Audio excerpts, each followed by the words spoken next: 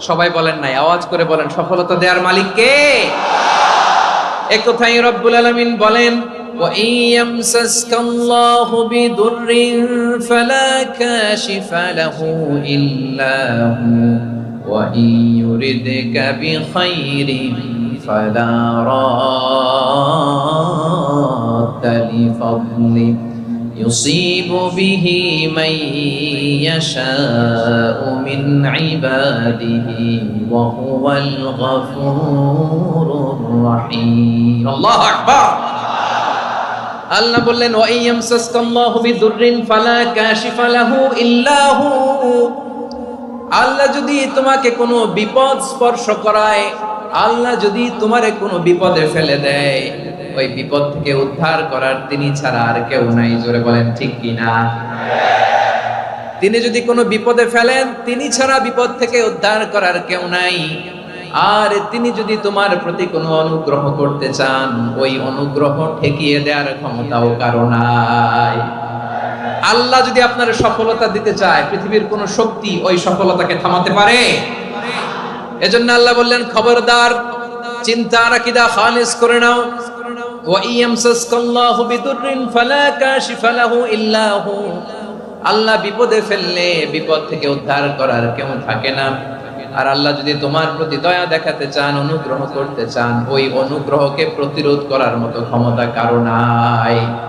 তিনি তার বান্দাদের মধ্য থেকে যাকে ইচ্ছা তাকে দেন, যত ইচ্ছা তত দেন। তিনি ক্ষমাশীল, তিনি মেহেরবান। সুবহানাল্লাহ।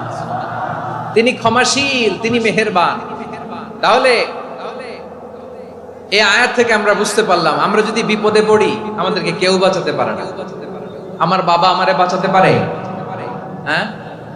আমার মা আমাকে বাঁচাতে পারে? আমার বন্ধু আমারে বাঁচাতে পারে? আমার দলের কর্মী আমাকে বাঁচাতে পারে? আমার পীর সাহেব আমারে বাঁচাতে পারে? আমার পটুয়াখালীর ভাইয়েরা খেয়াল রাখবেন, বাঁচাতে পারে এক মহান সত্তা, উদ্ধার করতে পারে এক মহান সত্তা। চিৎকার করে বলুন, তিনি কে? আবার আল্লাহ বললেন, আম্মাই ইউজিবুল মুত্তাররা ইযা দাআহু ওয়া ইয়াকশিফুস সুআ ওয়া ইয়াজআলুকুম খুলাফাআল আরদ আইলাহুম মা'আল্লাহ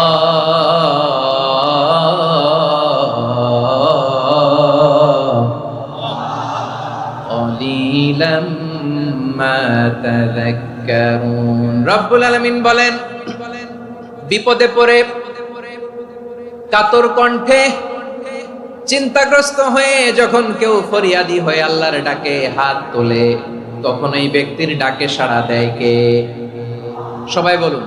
কাতর কণ্ঠে, বিপন্ন অবস্থায় আপনি যখন কেঁদে কেঁদে হাত তুলে আপনার দুঃখের কথা জানান, আপনি যখন ডাকেন তারে, তখন আপনার ডাকে সাড়া দেয় কে? আল্লাহ বলে, আমি সাড়া দেই। তোমাদের বিপদকে মুক্ত করে দেয় কে? ওই আল্লাহর সাথে কোন উপাস্য আছে নাকি? কিন্তু খুব অল্প সংখ্যক লোকই তোমরা উপদেশ গ্রহণ করো। কথাটা কার? তাহলে বিপন্ন মানবতা যখন কাঁদে, মানুষ যখন বিপদে পড়ে নিরুপায় হয়ে ফরিয়াদ করে, তার ডাক শোনার কেউ নাই একজন ছাড়া। চিল্লায় বলেন তো, তিনি কে? এজন্য আমরা ফরিয়াদের হাত কার দিকে তুলবো? প্রিয় পটুয়াখালী, বলেন, ফরিয়াদের দুটো হাত আমরা কার দিকে তুলবো? এবং খেয়াল রাখতে হবে, মাথার সাথে সেট করে নিতে হবে, আল্লাহ ছাড়া আমাকে উদ্ধার করার কেউ নাই। এই পৃথিবীতে কেউ আপন না। প্রিয় ভাইরা, বিপদে পড়লে বোঝা যায় কেউ আপন না। আপন শুধু একজন মহান সত্তা। তিনি কে? এটা কি আপনারা খেয়াল রাখতে পারবেন? হ্যাঁ, বিপদে আপদে কেউ আমাদের বাঁচাতে পারে না, তরাতে পারে না, মুক্তি দিতে পারে না, উদ্ধার করতে পারে না, একমাত্র আমার প্রভু ছাড়া, আল্লাহ ছাড়া। চিল্লায় বলেন ঠিক কিনা? এবং প্রিয় পটুয়াখালীর ভাইয়েরা, মাথার সাথে এটা সেট করে নিতে হবে যে আমাদের পুরো জীবনটাই পরীক্ষা। পুরো জীবনটাই কি? The life is a test. পুরো জীবনটাই পরীক্ষা। এই জীবনে বিপদ আসবে, আপদ আসবে, পরীক্ষা আসবে, সবার জীবনে এটা থাকে। এক একজনের পরীক্ষা এক এক রকম। আমার পরীক্ষা এক রকম, মাসুদ ভাইয়ের পরীক্ষা এক রকম, চৌধুরী সাহেবের পরীক্ষা এক রকম, আপনার পরীক্ষা এক রকম, ওনার পরীক্ষা আবার আরেক রকম। পুরো পৃথিবীটাই পরীক্ষা ক্ষেত্র, সবাই পরীক্ষা দিচ্ছি, কিন্তু কারো পরীক্ষা প্রশ্নের সাথে কারোটার মিল নাই। সুবহানাল্লাহ পড়বেন না? পুরোটাই পরীক্ষা ক্ষেত্র, সবাই পরীক্ষার্থী, কিন্তু প্রশ্নপত্র একটার সাথে আরেকটা মিলে না। One doesn't match the other, একজনেরটার সাথে আরেকজনেরটা মিলে না। কাউকে আল্লাহ তাআলা ধনী বানিয়ে পরীক্ষা করেন। কি বানিয়ে? কথা কি বুঝতেছেন নাকি কষ্ট হচ্ছে? কষ্ট হচ্ছে আপনাদের? কাউকে আল্লাহ ধনী বানিয়ে পরীক্ষা করেন, আবার কাউকে আল্লাহ তাআলা গরিব বানিয়ে পরীক্ষা করেন, কাউকে আল্লাহ অসুস্থ বানিয়ে পরীক্ষা করেন। কেউ দেখবেন যে দুরারোগ্য ব্যাধিতে আক্রান্ত, ডাক্তার বলেছে আর সময় নাই, দুরারোগ্য ব্যাধি, ক্যান্সার, যার নেই কোনো অ্যান্সার, তার জন্য পরীক্ষা হচ্ছে এই রোগ। আরেক লোক দেখবেন তার আবার রোগ বালাই নাই, মাশাআল্লাহ, তাকে আল্লাহ তাআলা আর্থিক দৈন্যতা, দারিদ্রতা দিয়ে পরীক্ষা করছেন। এরকম আছে না নাই? টাকা পয়সা নাই, দিন আনে দিন খায়, যা আছে তাতে চলে না, এটা তার জন্য পরীক্ষা। আবার আরেক শ্রেণীর লোক দেখবেন তাকে আল্লাহ অসুস্থতাও দেয় নাই, দারিদ্রতাও দেয় নাই, তার দাম্পত্য জীবনের সমস্যা আছে না নাই? স্ত্রী কথা শোনে না, অথবা ছেলে মেয়ে কথা শোনে না। তাহলে পরীক্ষা সবার জীবনে আছে, এক একজনের পরীক্ষাটা এক এক রকম। আল্লাহ তাআলা দেখতে চায় যে এই পরীক্ষার সময় আমরা কিরকম রেসপন্স করি, how to deal with the test, কিভাবে এই বিপদ আপদ পরীক্ষাগুলোকে আমরা হ্যান্ডেল করব, ডিল করব। এটা হচ্ছে আজকের আলোচনার বিষয়। বুঝতে পেরেছেন সবাই আমার প্রিয় ভাইয়েরা? তাহলে পরীক্ষাময় আমাদের জীবন, বিপদ আপদ পরীক্ষা, এটা মানুষের পিছু ছাড়ে না। সবার জীবনে পরীক্ষা আছে, নবীদের জীবনেও পরীক্ষা ছিল।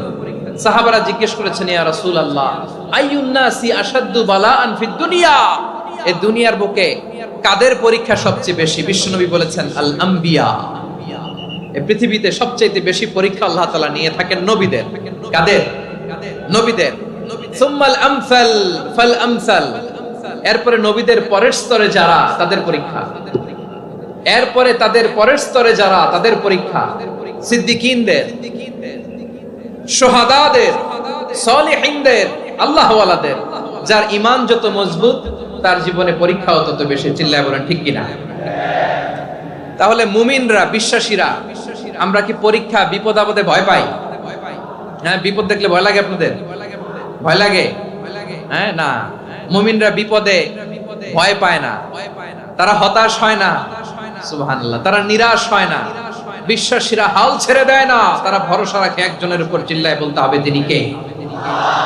কারণ মুমিন জানে the grief isn't permanent, the test isn't permanent, the struggle in our life isn't permanent. আমাদের জীবনের দুঃখ, কষ্ট, struggle, এগুলো পার্মানেন্ট নয়। After every difficulties there is an ease. সব কষ্টের পরেই একটা সুখ আছে না নাই?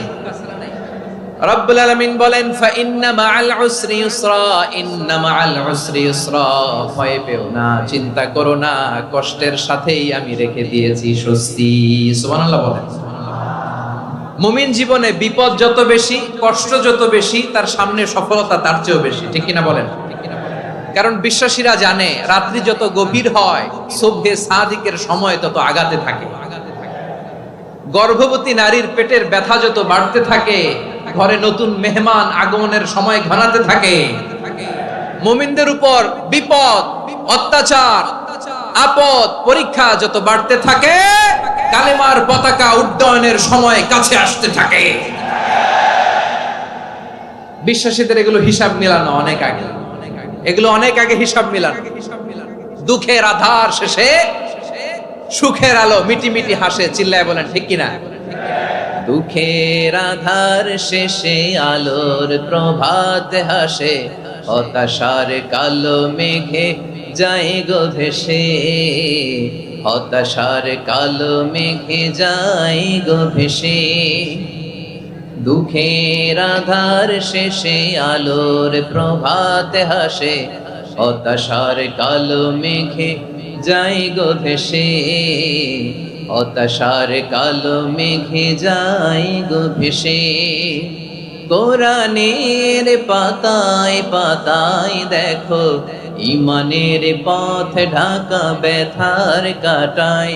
কোরআনের পাতায় পাতায় দেখো, ইমানের পথ ঢাকা ব্যথার কাটায়, ভেঙে পড়ো না কভু হতাশ হয়ে, ভেঙে পড়ো না কভু হতাশ হয়ে, জ্বলে পুড়ে খাঁটি সোনা হও গো শেষে, জ্বলে পুড়ে খাঁটি সোনা হও গো শেষে। দুঃখের আধার শেষে আলোর প্রভাত হাসে, হতাশার কালো মেঘে যাই গো ভেসে, হতাশার কালো মেঘে যাই গো ভেসে। ঠিক কিনা বলেন? দুঃখ যত বেশি, পরীক্ষা যত বেশি, কষ্ট যত বেশি, সুখের সময় তত কাছাকাছি চিল্লায় বলতে হবে ঠিক কিনা। এজন্য মুমিন জীবনে পরীক্ষা বেশি, মুমিনদের হতাশা নাই। মুমিনরা নিরাশ হয় না, হতাশ হয় কাফিররা। মুমিনরা কখনো হাল ছেড়ে দেয় না, মুমিনরা ভরসা রাখে একজনের উপর, তিনি কে? তাহলে আমার প্রিয় পটুয়াখালীবাসী, বিপদ থাকবে, পরীক্ষা থাকবে, এই বিপদ থেকে আমাদেরকে উদ্ধার করবেন একজন, তিনি কে? আমরা শুধু আল্লাহর উপরই ভরসা রাখবো। রাজি আছেন তো? চাইবো একজন সত্তার কাছে, আওয়াজ করে বলুন তিনি কে? একজন সত্তার কাছে চাইবে। বিশ্বনবী ওনার চাচাতো ভাই আব্দুল্লাহ ইবনে আব্বাস রাদিয়াল্লাহু তাআলা আনহুকে বললেন, ইয়া আব্দুল্লাহ ইবনে আব্বাস, হে আব্দুল্লাহ ইবনে আব্বাস, ইদা সাআলতা ফাসআলিল্লাহ, যখন চাইবে আল্লাহর কাছে যাও। ও আব্দুল্লাহ, যখন চাইবা আল্লাহর কাছে চাও। ওয়া ইদা ইসতাআনতা ফাসতাইন বিল্লাহ, যখন সাহায্য চাইবা আল্লাহর কাছে ফরিয়াদ করো। জেনে রেখো আব্দুল্লাহ, ওয়া'লাম আন্নাল উম্মাতা লাউ ইজতামাআত আলা আন ইয়ানফাউকা বিশাইইন লাম ইয়ানফাউকা ইল্লা বিশাইইন ক্বাদ কাতাবাহুল্লাহু লাক। ও আব্দুল্লাহ, জেনে রেখো, মনে রেখো, গোটা বিশ্বের সবাই মিলে যদি তোমার উপকার করতে চায় ততটুকুই তারা করতে পারবে যতটুকু আল্লাহ তোমার নসিবে সেটা লিখে রেখেছে। ঠিক কিনা বলেন?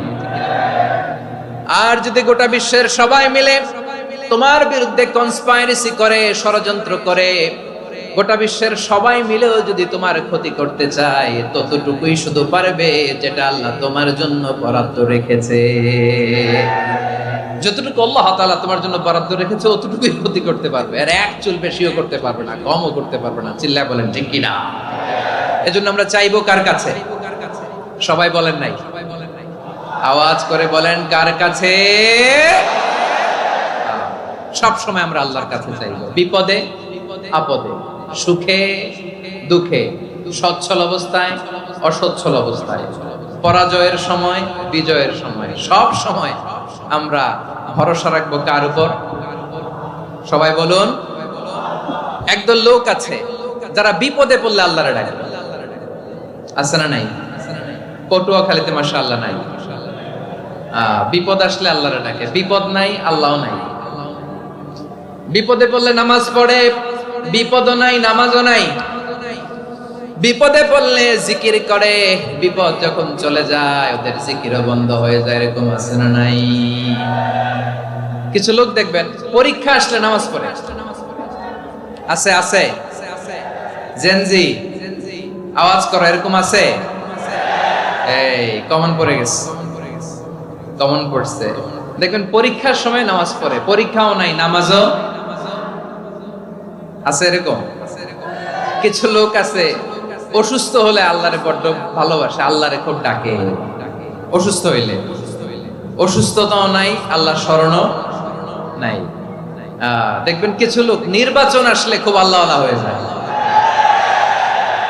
তখন দেখবেন মাথার মধ্যে হেজাব লাগায়, পাঞ্জাবি লাগায়, আল্লাহওয়ালা হয়ে যায়। নির্বাচনও নাই, এরপরে আল্লাহর কথাও নাই।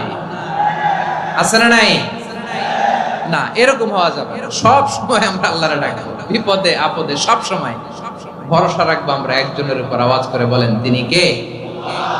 এ কথায় আল্লাহ তাআলা আমাদের চোখে আঙ্গুল দিয়ে জানিয়ে দিলেন, ফাইদা রাকিবু ফিল ফুলকি দা'আবুল্লাহ মুখলিসিনা লাহুদ্দিন ফালাম্মা নাজ্জাহুম ইলাল বাররি ইযা হুম ইউশরিকুন। আল্লাহ বলে একদল লোক আছে, তারা যখন নৌযানে চড়ে, জলযানে চড়ে, সাগরের মধ্যে যখন জাহাজে চড়ে, লঞ্চে চড়ে, তারা যখন তুফানের সম্মুখীন হয় তখন তারা আল্লাহরে বড্ড বেশি ডাকে, একান্ত ভাবে ডাকে, বিশুদ্ধ চিত্তে ডাকে। আবার তুফান থেকে তাদেরকে সেফ জোনে নিয়ে, নিরাপদ জোনে নিয়ে যখন বন্দরে আমি আল্লাহ তাদেরকে ভিড়িয়ে দেই, ওই লোকগুলো আবার আমি আল্লাহর সাথে শিরিক করে। এরকম আছে না নাই? জাহাজে উঠছে, সাগরের মাঝখানে তুফান, ওই সময় দেখবেন আল্লাহ কারে কয়। এই কথা তো আপনাদেরকে বোঝানো সহজ, আপনারা তো নদীর দেশের মানুষ। লঞ্চে চড়েন নাই কারা কারা? দেখি, লঞ্চে চড়ছেন? হ্যাঁ, লঞ্চে চড়ে নাই এরকম একজনও নাই এখানে। আচ্ছা, লঞ্চে উঠছেন কে কে? দেখি। মাশাআল্লাহ, মাশাআল্লাহ, মাশাআল্লাহ। ঠিক আছে, আপনাদের বোঝানো সহজ। আচ্ছা, লঞ্চে উঠে তুফানের সম্মুখীন হয়েছেন, জলোচ্ছ্বাস, সবাই? মাশাআল্লাহ। তো এই ওয়াজ তো আপনাদের মুখস্থ, ঠিক কিনা বলেন? আমার বলার দরকার নাই, বলেন। মাঝ নদী, তুফান, জলোচ্ছ্বাস, জলের মধ্যে উচ্ছ্বাস, ঢেউ, টর্নেডো, সাইক্লোন, মেঘের ঘন ঘটা, পরিবেশ ঘুটঘুটে অন্ধকার, লঞ্চ একবার এদিকে আরেকবার ওইদিকে, ভিতরে কি অবস্থা হয় বলেন তো? হ্যাঁ, তখন মুসলিম আল্লাহর ডাকে, হিন্দু আল্লাহর ডাকে, ঠিক কিনা বলেন? আস্তিক আল্লাহর ডাকে, নাস্তিক আল্লাহর ডাকে, ঠিক কিনা? লঞ্চের ভেতর, স্টিমারের ভেতর কান্নারে রোল পড়ে যায়, চিৎকারের রোল পড়ে যায়, সবার মুখ দিয়ে শুধু একটা আওয়াজ, লা ইলাহা ইল্লাল্লাহ, লা ইলাহা, লা ইলাহা, সুবহানাল্লাহ, আলহামদুলিল্লাহ, লা ইলাহা। আল্লাহ নামের জিকির করবে যারা, আল্লাহর কাছে প্রিয় তারা, আল্লাহর কাছে প্রিয় যারা, জান্নাতে প্রবেশ করবে তারা, জোরে লা ইলাহা, লা ইলাহা ইল্লাল্লাহ, লা ইলাহা ইল্লাল্লাহ, মুহাম্মাদুর রাসূলুল্লাহ সাল্লাল্লাহু আলাইহি ওয়াসাল্লাম। আমার প্রিয় পটুয়াখালীবাসী, তাহলে লঞ্চের ভেতরে যখন আমরা তুফানের মধ্যে পড়ি, তখন সবাই মিলে আমরা একটা নামের জিকির করি। নামটা কার? মুসলমানেরাও ডাকে, হিন্দুরাও ডাকে, আস্তিকও ডাকে, নাস্তিকও ডাকে, সবাই ডাকে একজনকে। তিনি কে? আবার দেখবেন ওই আল্লাহ তুফানের পরে, ঝড়ের পরে ওই লঞ্চটাকে যখন সদর ঘাটে ফিরিয়ে দেয়, আবার আমরা নাফরমানি শুরু করে দেই। সে কোথায়? আল্লাহ বললেন, ফাইদা রাকিবু ফিল ফুলকি দা'আউল্লাহা মুখলিসিনা লাহুদ্দীন ফালাম্মা নাজ্জাহুম ইলাল বাররি ইযা হুম ইউশরিকুন। সাগরে যখন তুফানে পড়ে আমি আল্লাহর ডাকে, আবার আমি আল্লাহ যখন বাঁচিয়ে দেই, আবার আমি আল্লাহর সাথে শিরিক শুরু করে। আমরা কি এরকম হতে চাই নাকি? এরকম করবেন? হ্যাঁ না, আমরা তুফানে পড়লেও আল্লাহরে ডাকি, আবার বাঁচায় দেওয়ার পরেও ডাকি কারে? আল্লাহকেই ডাকি। বিমানের মধ্যে মাঝে মাঝে দেখবেন যে এয়ার টার্বুলেন্স হয়, জানেন? এয়ার টার্বুলেন্স জানেন তো? মাঝে মাঝে বিমানটা বাউন্সিং করে, বাম্পি, ভেরি বাম্পি ওয়েদার। শোনেন নাই? 40,000 ফিট উপরে যখন থাকে, তখন পাইলট মাঝে মাঝে বলে, dear passengers, ladies and gentleman, right now we are flying 40,000 feet above the ground and we are passing very air turbulence, very heavy air turbulence right now. Please fasten your seat belt. দেখবেন মাঝে মাঝে বলে যে, ভদ্র মহিলা, ভদ্র মহোদয়গণ, আমরা 40,000 ফিট উপর দিয়ে যাচ্ছি আর এয়ার টার্বুলেন্স ফেস করছি, মেহেরবানি করে আল্লাহর হস্তে সিট বেল্ট বাঁধুন। তখন বিমানটা এরকম বাউন্সিং করে, শেকিং করে। আপনারা মুখোমুখি হয়েছেন? ইদানিং এই এয়ার টার্বুলেন্স বেড়ে গিয়েছে। গত বছর আমার ইন্টারন্যাশনাল অনেকগুলো ফ্লাইট ছিল, তো আমি দেখলাম যে আগের ফ্লাইটগুলোর তুলনায় এখন এয়ার টার্বুলেন্স খুব বেশি। আমি একটু রিসার্চ করে দেখলাম ক্লাইমেট চেঞ্জের কারণে, জলবায়ু পরিবর্তনের কারণে আকাশের বাতাসের মুভমেন্টে পরিবর্তন হয়েছে, ফলে এখন বিমান শেকিং করে বেশি, বাউন্সিং, বাম্পি ওয়েদার। তো বলেন তো 40,000 ফিট উপরে যখন আপনি, কয় হাজার ফিট, সবাই বলুন কয় হাজার ফিট, 40,000 ফিট উপরে যখন আপনি, তখন যখন বিমানটা এরকম বাউন্সিং করে, সবাই যখন ভমিটিং করে বিমান নষ্ট করে দেয়, বমি করে, তখন বাঁচানোর কে আছে আল্লাহ ছাড়া? কেউ আছে? ওই মুহূর্তেও সবাই মিলে একজনের ডাকে আওয়াজ করে বলেন তিনি কে? মাঝে মাঝে কিছু সোশ্যাল মিডিয়ায় কিছু ভিডিও পাওয়া যায় যে হেভি যখন এয়ার টার্বুলেন্স হয়, 10 সেকেন্ড 15 সেকেন্ডের কিছু ভিডিও পাওয়া যায়, বিমানটা এরকম বাউন্সিং করছে, বাম্পি ওয়েদার, কাঁপছে, মানুষগুলো বমি করছে, অক্সিজেন মাস্কগুলো সব ঝুলে পড়েছে, বিমানটা শুধু কাঁপছে। তখন দেখবেন বিমানের ভেতরেও এরকম লঞ্চের মতো চিৎকার আছে না নাই? বিমানের ভেতরেও তখন চিৎকার। গত বছর হিথ্রো এয়ারপোর্ট থেকে সিঙ্গাপুর এয়ারলাইন্সের একটা ফ্লাইট, হিথ্রো টু চাঙ্গি, একটা ফ্লাইটে এমন বেশি এয়ার টার্বুলেন্সের শিকার হয়েছিল ওই এয়ারক্রাফটটা, 33 জন যাত্রী সেখানে আহত হয়েছে, একজন যাত্রী নিহত হয়েছে। কেবিন ক্রুজ, এয়ার হোস্টেস যারা আছে, একজনের নাক ফেটে, চোখ ফেটে, কপাল ফেটে, ব্লিডিং হয়ে শয়লা।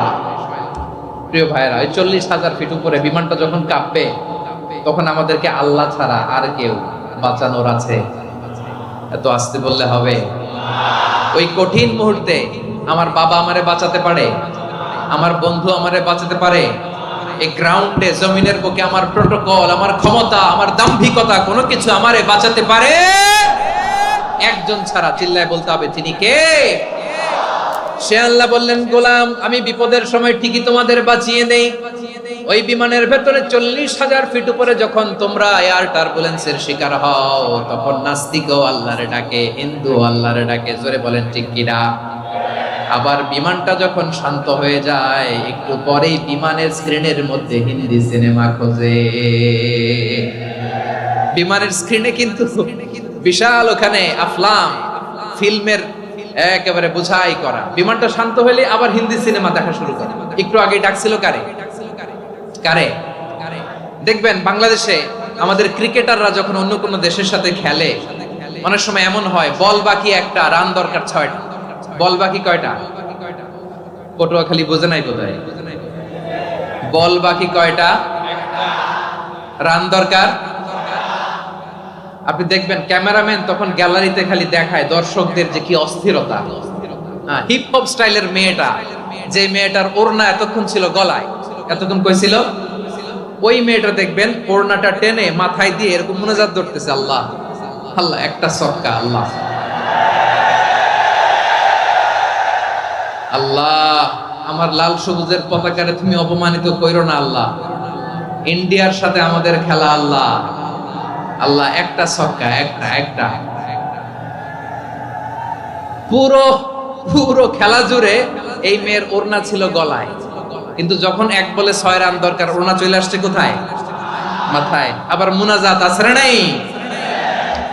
ঠিকই বাংলাদেশের দামাল ছেলে এমন এক শট মারলো, বল চলে গেল স্টেডিয়ামের বাইরে, ছক্কা, জিতে গেলাম আমরা। পুরো স্টেডিয়াম জুড়ে চিৎকার, হই হুল্লোড়, মौज মাস্তি। যেই মেয়েটা মাথার মধ্যে ওড়না দিয়ে এতক্ষণ সুবহানাল্লাহ সুবহানাল্লাহ বলে আল্লাহর কাছে দোয়া করেছে, ওই মেয়ে এখন আবার ওড়না ফেলে দিয়ে নাচা শুরু করে দিয়েছে। তাহলে আল্লাহর ভয়, আল্লাহর প্রতি আস্থা, বিশ্বাস, ভালোবাসা, এটা কি ক্ষণিকের জন্য? মানে আমার যখন লাগবে তখন আল্লাহরে ইউজ করবো নাকি? হ্যাঁ, বিপদে আপদে, সুখের সময় দুঃখের সময়, সচ্ছল অসচ্ছল অবস্থায় বিশ্বাসীরা ভরসা রাখে একজনের উপর। চিৎকার করে বলো পটুয়াখালী তিনি কে? সে আল্লাহ বললেন, গোলাম মনে করো না জাহাজ থেকে সদরঘাটে ভিড়িয়ে দিলাম, তুমি নিরাপদ হয়ে গেছো।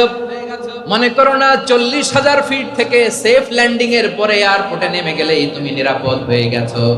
ও মিয়া, বিপদ কি শুধু সাগরে আর আকাশে? ঘরের বিপদও, ঘরের ভেতরও বিপদ আসতে পারে কি পারে না? এজন্য সূরা মুলক আল্লাহ বললেন আমিনতুম মান ফিস সামাই আন ইয়াখসিফা বিকুমুল আরদা ফাইদা হিয়া তামুর। তোমরা কি ভাবছো তোমরা নিরাপদ? সাগরের মধ্যে তুফান, আল্লাহ আল্লাহ ডাকলাম, সদরঘাটে যেয়ে পড়ছি, বাইসে গেছেন তো আপনি। আর পাবে আপনারে আল্লাহ? আল্লাহর তো সাগরের মাঝখানে তো আল্লাহ আপনারা পাইছিল, আর তো পাবে না। আর পাবে আপনারে? আর আল্লাহ ধরতে পারবে আপনারে? ঘরের ভেতরও বিপদ দিয়ে আটকাতে পারে কে? 5 স্টার 7 স্টার হোটেলের ভেতরও আমাকে বিপদের মধ্যে ফেলে দিতে পারেন কে? আল্লাহ বললেন তোমরা কি ভেবেছো তোমরা নিরাপদ? আমি চাইলে ল্যান্ডস্লাইডস, ভূমি ধস দিয়ে 1 লক্ষ এক মুহূর্তে নিয়ে যেতে পারি। এক সুনামি দিয়ে থাপ্পড় মেরে 3 লক্ষ সাগরের ভেতরে ঢুকায় দিতে পারি। 1 সেকেন্ডও লাগে না আমার। أم أمنتم من في السماء أن يرسل عليكم حاصبا فستعلمون كيف نذير। আল্লাহ চাইলে আকাশ থেকে পাথর বৃষ্টি নাজিল করতে পারেন কি পারেন না? এই মুহূর্তে এখানে ভূমিকম্প দিতে পারেন কি পারেন না?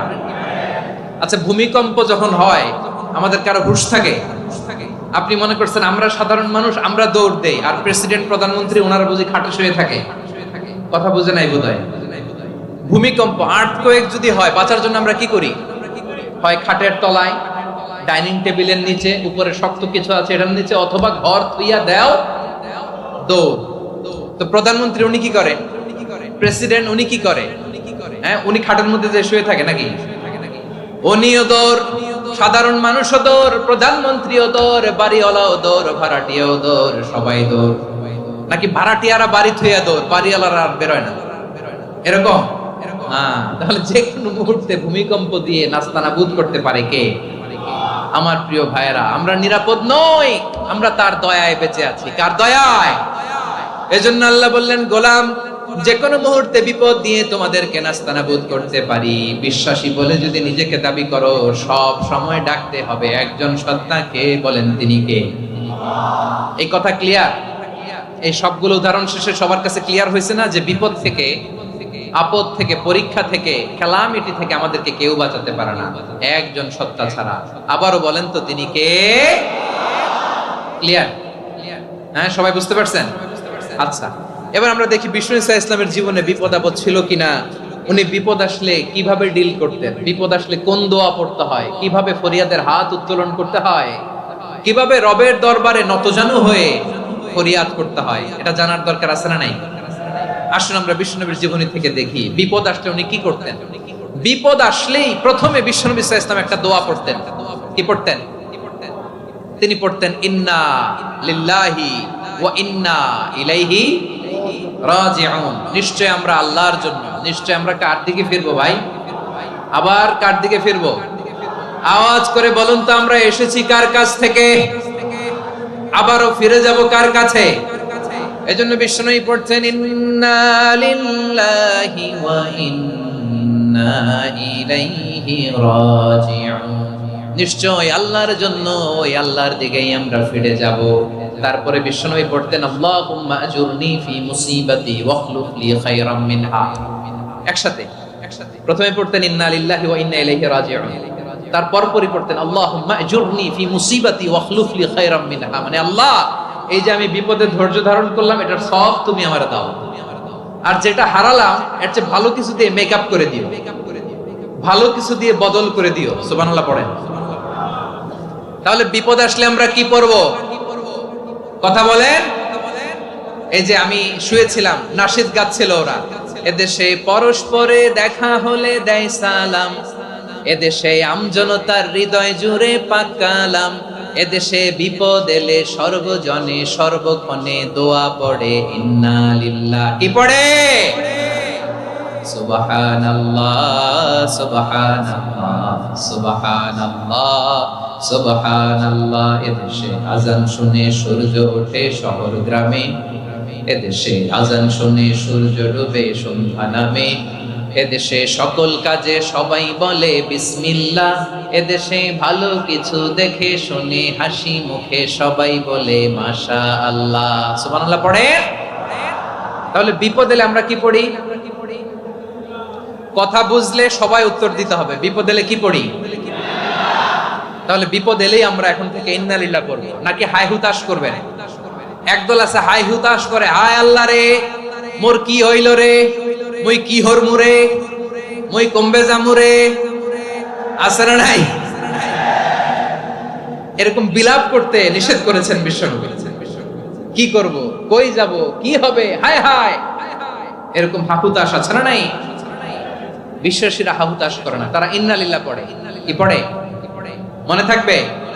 আমরা পড়বো ইন্না লিল্লাহি ওয়া ইন্না ইলাইহি রাজিউন। নিশ্চয়ই আমরা আল্লাহর জন্য, আমরা আল্লাহর দিকেই ফিরে যাব। এরপর পড়বো আল্লাহুম্মা আজুরনি ফি মুসিবাতি ওয়াখলুফ লি খায়রাম মিনহা। আল্লাহ, আমি যে বিপদে ধৈর্য ধারণ করলাম এটার সওয়াব দিও, আর যা হারালাম তার চেয়ে ভালো কিছু দিয়ে বদল করে দিও। সুবহানাল্লাহ পড়েন। বিশ্ব নবীর হাদিস শুনলেন উম্মে সালামা রাদিয়াল্লাহু তাআলা আনহা। ওনার স্বামী হলো আবু সালামা। মজার ঘটনা খেয়াল করে শুনেন আমার প্রিয় কলিজার টুকরা ভাইয়েরা। কানগুলো খরগোশের কানের মতো খাড়া করে আমার দিকে তাকান। সাইয়্যিদাতুনা উম্মে সালামা রাদিয়াল্লাহু তাআলা আনহা, ওনার স্বামীর নাম আবু সালামা। শ্রেষ্ঠ দম্পতি, শ্রেষ্ঠ ফ্যামিলি। প্রথমে হিজরত করেছিলেন হাবাসায়, পরে হিজরত করেছেন মদিনায়। উহুদ যুদ্ধের পরে ওনার স্বামী আবু সালামা ইন্তেকাল করলো, শহীদ হলো। সুবহানাল্লাহ পড়েন। যখন আবু সালামা ইন্তেকাল করলো, উম্মে সালামা রাদিয়াল্লাহু তাআলা আনহা কেঁদে কেঁদে হয়রান। আর নবীর শিখানো বাণী অনুযায়ী তিনি বারবার পড়ছিলেন ইন্না লিল্লাহ। কি পড়ছিলেন? মুই কই জামু, কি হরমু, এগুলো বলে নাই। কি বলছে? ইন্না লিল্লাহ। যেহেতু বিশ্বনবী বলেছেন কেউ যদি বিপদের প্রথম ধাক্কায় পড়ে ইন্না লিল্লাহি ওয়া ইন্না ইলাইহি রাজিউন, আল্লাহুম্মা আজুরনি ফি মুসিবাতি ওয়াখলুফ লি খায়রাম মিনহা, তাহলে এই বিপদে যে সে যা হারালো তার চেয়ে শ্রেষ্ঠ কিছু দিয়ে আল্লাহ তার বদল দিয়ে দিবে। এই হাদিস শুনে উম্মে সালামা রাদিয়াল্লাহু তাআলা আনহা ওনার প্রাণ প্রিয় স্বামী আবু সালামার ইন্তেকালের পরে চোখের পানি ছাড়ে, আর পড়ে ইন্না লিল্লাহি ওয়া ইন্না ইলাইহি রাজিউন, আল্লাহুম্মা আজুরনি ফি মুসিবাতি ওয়াখলুফ লি খায়রাম মিনহা। বারবার এই দোয়া পড়ে চোখের পানি ছাড়ে, এই দোয়া পড়ে চোখের পানি ছাড়ে, আর মনে মনে বলে আবু সালামার মতো ভালো মানুষ মদিনাতে নাই, আবু সালামার চেয়েও ভালো মানুষ মদিনাতে নাই, তার চেয়ে ভালো মানুষ কি করে আল্লাহ তাআলা আমারে দিবে, তার চেয়ে ভালো মানুষ তো আমি মদিনাতে দেখি না। চোখের পানি দিয়ে বুক ভাসায় আর নবীর হাদিসের উপর আমল করে পড়ে ইন্না লিল্লাহি ওয়া ইন্না ইলাইহি রাজিউন, ইন্না লিল্লাহি ওয়া ইন্না ইলাইহি রাজিউন। পড়তে পড়তে চোখের পানি ছাড়ে আর চিন্তা করে বিশ্বনবী বললেন এই দোয়া পড়লে যেটা হারালাম তার চেয়ে ভালো কিছু দিয়ে আল্লাহ পুরস্কার দেয়। আবু সালামের চেয়ে ভালো মানুষ মদিনার মধ্যে আর কে হতে পারে? কি আজীব তামাশা, কি অবাক করা ঘটনা। কিছুদিন পরে দেখা গেল সাইয়্যিদুল মুরসালিন রাহমাতাল লিল আলামিন স্বয়ং বিশ্ব নবী উম্মে সালামাকে বিয়ের প্রস্তাব পাঠিয়েছে। স্বয়ং বিশ্ব নবী উম্মে সালামা রাদিয়াল্লাহু তাআলা থেকে বিয়ের প্রস্তাব পাঠিয়েছেন। উনি রাজি হয়ে গেলেন, বিয়ে হয়ে গেল, উনি হয়ে গেলেন উম্মুল মুমিনিন, আমাদের মা, পুরো মুসলিম উম্মার মা। চিৎকার করে বলেন আল্লাহু আকবার। তাহলে আমার প্রাণ প্রিয় ভাইয়েরা, বিপদে পড়লে আমরা পড়বো ইন্না লিল্লাহি ওয়া ইন্না ইলাইহি রাজিউন, আল্লাহুম্মা আজুরনি ফি মুসিবাতি ওয়াখলুফ লি খায়রাম মিনহা। পড়বেন? পড়বেন না? যারা যারা বিপদ আসলে এই দোয়াটা পড়বেন এখন থেকে আওয়াজ করে ইনশাআল্লাহ বলেন। যা হারাইছেন তার চেয়ে শ্রেষ্ঠ জিনিস দিয়ে বদলা দিবে কে? বিশ্বাস হয়? একটু সন্দেহ লাগে মনে হয়, একটু সন্দেহ আছে? যাদের বিশ্বাস হবে তাদের কি আল্লাহ উত্তম বদলা দিবে, ঠিক কিনা বলেন? তাহলে বিপদে পড়লেই প্রথমে আমরা এটা পড়ব। দোয়াগুলো যদি এখন মুখস্থ না হয়, এই যে রেকর্ডিং হচ্ছে পেয়ে যাবেন, কালকেই পেয়ে যাবেন। শুনে শুনে মুখস্থ করবেন। আমার মায়েরা, আমার বোনেরা, আপনাদের জন্য 3টি মাঠের অ্যারেঞ্জমেন্ট করা হয়েছে, আমি জানি। আপনারাও এই দোয়াগুলো পড়বেন, আপনার স্বামীকে শেখাবেন, সন্তানকে শেখাবেন, আপনার পুরো পরিবারটাকে জান্নাতের টুকরো বানিয়ে দিবে কে? তাহলে বিপদ আসলে প্রথমে কি পড়তে হবে এটা জেনে গেলাম। এরপরে বিপদ আসলে নিজেকে কি করে আল্লাহর কাছে সঁপে দিতে হয় এটাও জানার দরকার আছে না নাই? বিপদে প্রথমে ইন্না লিল্লাহ পড়লাম, ধৈর্য ধারণ করলাম, বিপদ থেকে উদ্ধারের সর্বোচ্চ চেষ্টা করলাম। আমার কাজ যখন শেষ তখন আমি আমার এই বিষয়টা আল্লাহর কাছে সঁপে দিলাম। কার কাছে? সুপর্দ করব কার কাছে? বিপদে বললে কেমন করে নিজেকে আল্লাহর কাছে সঁপে দিতে হয়, আসুন সাইয়েদনা ইব্রাহিম আলাইহিস সালামের জীবনী থেকে জানি।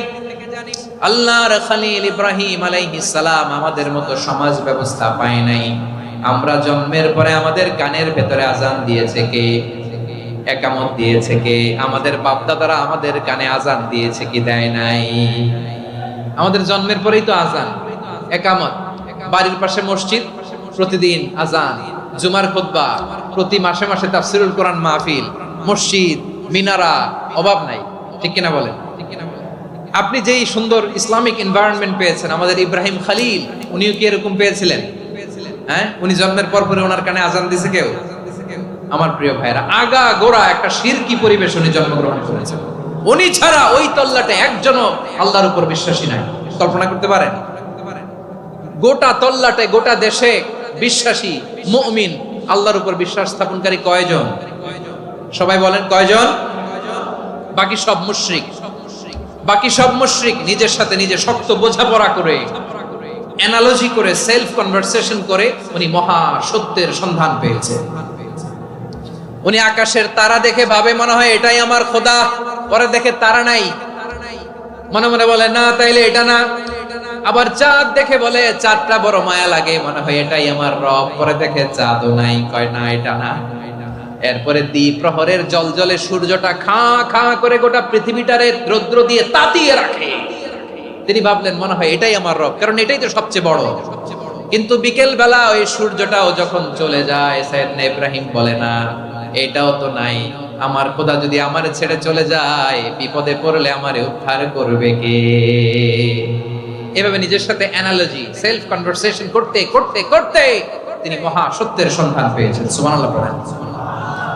সব শেষে তিনি ডিসিশন নিয়ে ঘোষণা দিলেন, ইন্নী ওয়াজ্জাহতু ওয়াজহিয়া লিল্লাযী ফাতারাস সামাওয়াতি ওয়াল আরদা হানিফান ওয়া মা আনা মিনাল মুশরিকিন। নিশ্চয় আমি এমন সত্তার দিকে মনোনিবেশ করলাম, মুখাপেক্ষী হলাম, যিনি আকাশ বানিয়েছেন, জমিন বানিয়েছেন, আমি মুশরিক নই। সুবহানাল্লাহ। পারতেন? আপনি পারতেন? কেউ নাই, লক্ষ লক্ষ মুশরিক, আপনি একা। ওনার মতো এরকম বিচক্ষণতা দিয়ে আল্লাহরে খুঁজে পাইতে পারতেন আপনি? কি নবী ছিল, আল্লাহকে খুঁজে পেয়েছে। যখন আল্লাহর ইবাদত শুরু করলো, এই কথা ছড়ায় পড়লো চারদিকে। নমরুদ সাইয়েদনা ইব্রাহিমকে ডেকে পাঠালেন। নমরুদ বলে, ইব্রাহিম তুমি নাকি মূর্তির পূজা না করে কোন নতুন রবের ইবাদত করো, কে তোমার রব? সাইয়েদনা ইব্রাহিম বললেন, রব্বি আল্লাযী ইউহয়ী ওয়া ইউমীত, আমি এমন রবের ইবাদত করি যিনি জীবন দেন, যিনি মৃত্যু দেন। নমরুদ বলে, তাই নাকি? তোমার রব জীবন দেয়, মৃত্যু দেয়, আর এটা তো আমি দেই। আমিও তো জীবন দেই, আমিও তো মৃত্যু দেই। সাইয়েদনা ইব্রাহিম বললেন, কেমন করে তুমি জীবন দাও, মৃত্যু দাও, একটু দেখাও তো। নমরুদ জেলখানা থেকে দুজন কয়েদিকে ডেকে আনলো। কয়েদি এনে অর্ডার করলো, একটাকে এখনই শিরোচ্ছেদ, হেড অফ, ডেথ পেনাল্টি, মৃত্যুদণ্ড দেয়া হলো, ফিনকি দিয়ে রক্ত বের। নমরুদ বলে, দেখো দুজনকে ধরে আনলাম, একজন কয়েদিকে দিলাম ডেথ পেনাল্টি, মৃত্যুদণ্ড, ওরে মৃত্যু দিলাম। আরেকজন যে দাঁড়িয়ে আছে, চাইলে ওরেও আমি মৃত্যুদণ্ড দিতে পারি, কিন্তু না, ওরে আমি দিব না, ওরে আমি বাঁচাইয়া দিলাম, ছেড়ে দিলাম, মানে জীবন দিলাম।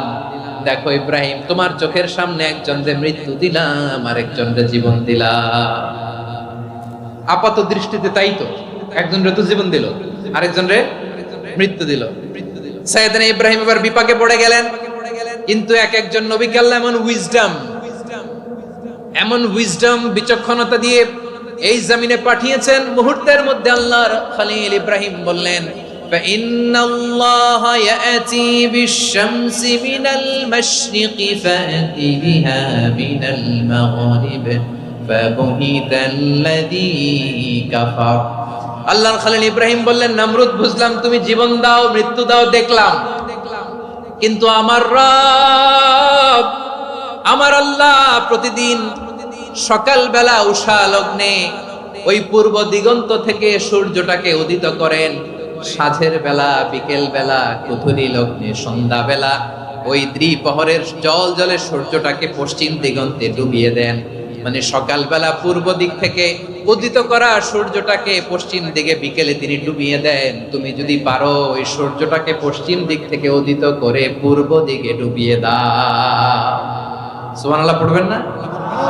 দেখেন, ইনস্ট্যান্ট ইন্টেলেক্ট, মুহূর্তে বিচক্ষণতা, উইজডম কাকে বলে? নমরুদ পারবে? নমরুদের বাপ পারবে? ওর দাদা, ওর 14 গোষ্ঠী, গোটা বিশ্বের সব ক্ষমতাধর রাষ্ট্রনায়করা একসাথে হলে পারবে? ফাবুহিতাল্লাযী কাফার, পারে নাই, ব্যর্থ হয়েছে। এবার তেলে বেগুনে জ্বলে উঠেছে, রেগে মেগে আগুন বলে ফালকুহু ফিল জাহিম। ওর সাথে তর্ক নাই, না পেরে এবার এটারে আগুনে ফেলা। বিশাল বিশাল গাছ কেটে লাকড়ি এনে আগুনের কুণ্ডলি বানানো হলো, দাও দাও দাও দাও করে আগুন জ্বলে। আল্লাহর খলিল ইব্রাহিমকে আগুনে নিক্ষেপ করা হবে। আল্লাহর খলিল সাইয়েদনা ইব্রাহিমের হাতের মধ্যে রশি দিয়ে টাইট করে বাঁধা হলো, পায়ের মধ্যেও টাইট করে রশি দিয়ে বাঁধা হলো। আল্লাহর খলিল ইব্রাহিমকে আগুনের কুণ্ডলির মধ্যে ফেলা হবে। ও মিয়া, আপনি যে বিপদের কারণে ভয় পান, হতাশ হন, এটা কোনো বিপদ ওনার বিপদের সামনে? পটুয়াখালী আওয়াজ করে বলুন, সাইয়েদনা খলিল ইব্রাহিমের বিপদের সামনে আমাদের বিপদগুলো কোনো বিপদ? কোনো বিপদই না, এটা কোনো বিপদই না। হাত পা বেঁধে টাইট করে নিক্ষেপ করা হবে। সিম্পলি ফেলা যাবে না, কারণ দাও দাও করে দ্য ব্লেজিং ফায়ার, এমন আগুনের কুণ্ডলি, কাছে যাওয়া যায় না, আগুনের উত্তাপে নিক্ষেপ করা হবে।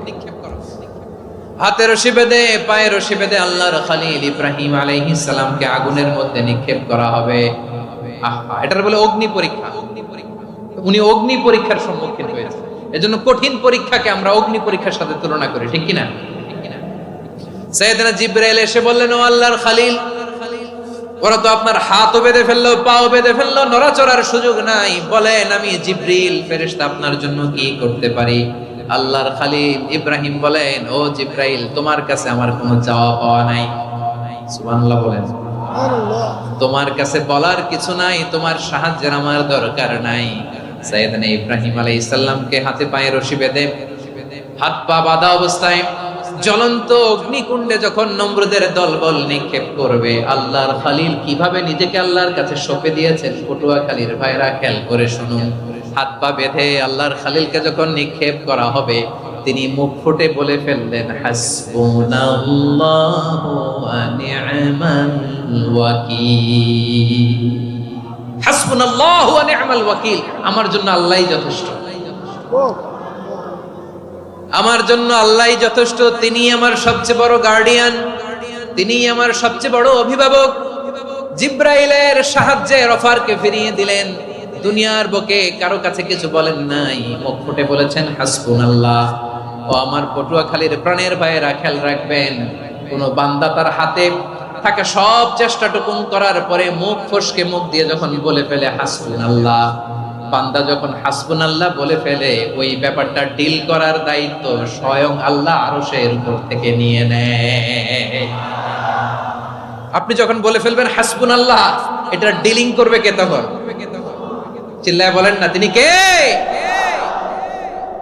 বান্দা তার সাধ্যের সবটুকু চেষ্টার পরে নতজানু হয়ে যখন বলবে হাসবুনাল্লাহ, আল্লাহ তুমি আমার জন্য যথেষ্ট, নি'মাল ওয়াকিল, তুমি আমার শ্রেষ্ঠ অভিভাবক, তখন তার কি দরকার না দরকার এটা ডিল করে স্বয়ং আল্লাহ। নিক্ষেপ করা হলো সাইয়েদনা ইব্রাহিমকে অগ্নিকুণ্ডলিতে। হাজার হাজার মানুষের দৃশ্য দেখার জন্য জড়ো হয়েছে এরকম বিশাল ময়দানে। কিন্তু কি অবাক করা ঘটনা, সবাই ভয় পাচ্ছিল, না জানে কি হয়ে যায়। আল্লাহর খলিলকে যখন আগুনের কুণ্ডলিতে নিক্ষেপ করা হয়, আল্লাহর খলিল ইব্রাহিম আগুনের কুণ্ডলীর মধ্যে বসে বসে মানুষগুলোর দিকে তাকিয়ে হাসতে শুরু করে দেয়। কারণ আকাশ থেকে রব্বুল আলামিন স্পেশাল ভার্ডিক্ট নাজিল করেছেন, স্পেশাল হুকুম জারি করেছেন, কুল্লা ইয়া নারু কুনি বারদান ওয়া সালামান আলা ইব্রাহিম। ও আগুন, খবরদার, সৃষ্টি শুরু থেকে তোকে একটা ধর্ম আমি বাতলে দিয়েছিলাম, তোর ধর্ম, আগুনের ধর্ম হলো যা পাবে জ্বালিয়ে সারখার করবে। আল্লাহ বলল, আগুন, তোর ধর্ম দিয়েছিলাম, তুই সব জ্বালিয়ে পুড়িয়ে সারখার করে দিবি, কিন্তু ক্ষণিকের জন্য আমি তোর জ্বালিয়ে দেওয়ার ক্ষমতাটাকে কেড়ে নিলাম। জ্বালিয়ে ভস্ম করে দেওয়ার ক্ষমতা আমি কেড়ে নিলাম। কুনি বারদান, ঠান্ডা হয়ে যা। কিন্তু এত বেশি ঠান্ডা হবি না আবার আমার ইব্রাহিমের জন্য সর্দি লেগে না যায়। সুবহানাল্লাহ, এত আস্তে বললে হবে? কুনি বারদান, বারদ মানে বরফ, ঠান্ডা। ঠান্ডা হ, কিন্তু এত ঠান্ডা হবি না যাতে আমার ইব্রাহিমের কষ্ট হয়। আগুন বলে আল্লাহ একবার বললাম ঠান্ডা হ, আবার বলো এত ঠান্ডা হবি না যাতে খালিলের সর্দি না লাগে। কেমন ঠান্ডা হব, কেমন এনভায়রনমেন্ট তৈরি করে দেব বলো? আল্লাহ বললেন সালামান আলা ইব্রাহিম, আমার খলিল, আমার কলিজা, আমার ইব্রাহিমের জন্য তুই জান্নাতের গুল বাগিচা হয়ে যা। ও ভাই, নবী মুসার মতো ঈমান হলে রাস্তা হবে সাগর জলে, নবী ইউসুফের মতো ঈমান হলে একে একে দরজা খোলে। নবী ইব্রাহিমের মতো ঈমান যদি আজও থাকে বিদ্যমান, অগ্নিকুণ্ডে দেখতে পাবে খুবসুরতে ফুল ভাগা। কুলনা ইয়া নারু কুনি বারদান ওয়া সালামান আলা ইব্রাহিম। বান্দা যখন মুখ দিয়ে বলে হাসবুনাল্লাহ, আমার আল্লাহ আমার জন্য যথেষ্ট, এই বলে যখন নিজেকে সঁপে দেয়, তার কি লাগবে ওই দায়িত্ব স্বয়ং নিয়ে নেয় কে? সবাই বলেন স্বয়ং নিয়ে নেয় কে? তাহলে আমার প্রিয় ভাইরা, বিপদের শুরুতেই আমরা বলবো ইন্না লিল্লাহ। শুরুতে কি বলবো? এরপরে যেই বাক্যটা পড়ে নিজের পরিস্থিতিকে আল্লাহর দরবারে সঁপে দিব, সেটা হচ্ছে হাসবুনাল্লাহ। সেটা কি? বিষ্ণু বলেন লা ইয়াজালু লিসানুকা রাতাবান মিন যিকরিল্লাহ, সব সময় আল্লাহর স্মরণ দিয়ে, জিকির দিয়ে জিহ্বাটারে সিক্ত রাখো। আর শয়তানু জাসিমুন আলা কলবি ইবনে আদম, শয়তান বনি আদমের কলবে খামচি মেরে বসে থাকে। ফাইদা যাকারাল্লাহ খানাসা, মানুষ যখন আল্লাহর স্মরণ করে জিকির করে শয়তান দৌড়ে পালায়। ওয়া ইদা গাফালা ওয়াসওয়াসা, যখনই বনি আদম গাফেল হয় তখনই শয়তান তার হৃদয়ে ওয়াসওয়াসা দেয়। এজন্য বিপদে পড়লে ইন্না লিল্লাহ, নিজের সব টুকুন করার পরে, নিজের রোল প্লে করার পরে নিজেকে আমরা কি বলে সঁপে দিব? সবাই বলেন, সবাই বলতে হবে। আরো জোরে বলে, মনে থাকবে? বিপদে পড়লে প্রথমে ইন্না লিল্লাহ, এরপরে নিজেকে যখন সঁপে দিব তখন হাসবুনাল্লাহ। এরপরে কঠিন বিপদে যখন বিশ্বনবী পড়তেন তখন কি করতেন? এমন বিপদ মাঝে মাঝে হয় না, দেয়ালে পিঠ থেকে যায়, চোখে মুখে অন্ধকার, কি করব দিশা খুঁজে পাই না, এরকম হয় কখনো? হ্যাঁ, আপনাদের হয়? হয় না? তো জান্নাতে আছেন আপনারা।